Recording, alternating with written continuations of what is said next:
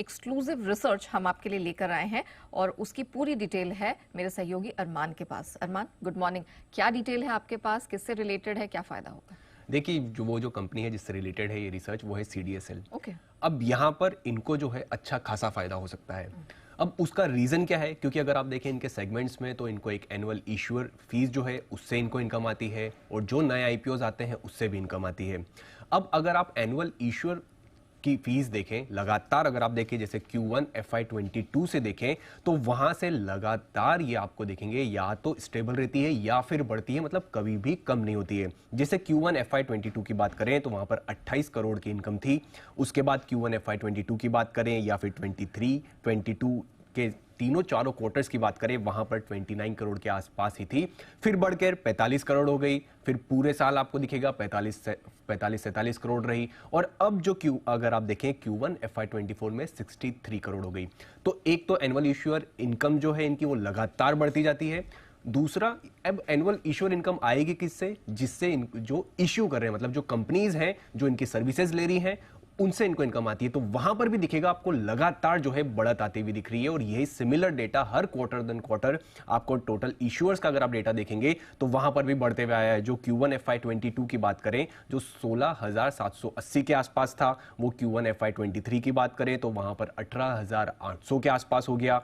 Q1 FY24 के and में जो डेटा आया था वो 20,760 के आसपास था, और अभी तक 31 अगस्त तक का जो कंपनी ने अपनी वेबसाइट पर डेटा दिया है वहां पर ये 21,000 को भी क्रॉस करता हुआ दिखा है। तो यहां पर ये वाली जो इनकम है, ये वाली इनकम या तो 63 करोड़ रहेगी जो ऑलरेडी बढ़ी हुई है, और या इससे ज्यादा होने वाली है।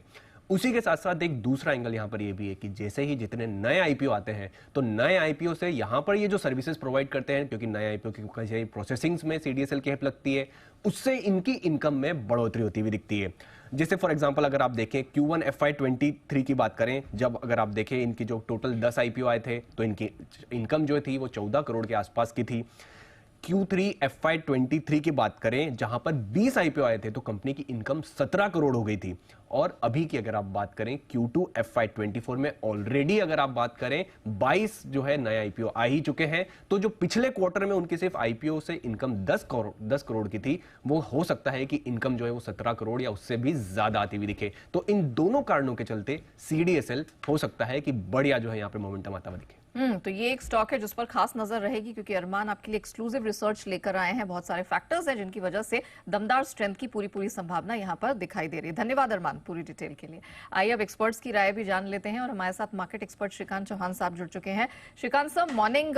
वैसे तो मैं ब्रॉडर मार्केट्स पे व्यू लेती, लेकिन अभी अभी आपने मेरे सहयोगी अरमान की एक्सक्लूसिव रिसर्च सुनी होगी CDSL पे कि किस तरह से नए रिटेल निवेशकों के नए अकाउंट खुल रहे हैं और नए नए IPO आने से भी कारोबार में अच्छी ग्रोथ दिख रही है।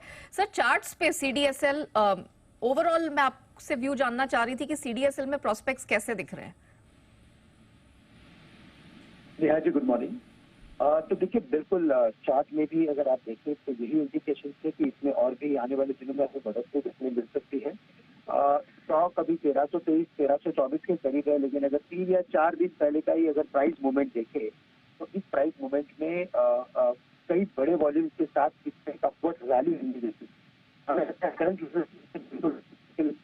चलना चाहिए, और अगर इस लेवल से अगर लॉन्ग करते हैं तो आने वाले दिनों में हमें टारगेट्स नजर आते हैं कम से कम 1550 से लेकर 1700 रुपए के। ये तो अच्छी खासी स्ट्रेंथ, 1550 से 1750 जैसा टारगेट भी यहाँ पर दिख रहा है, मतलब पोजीशन होल्ड करनी है।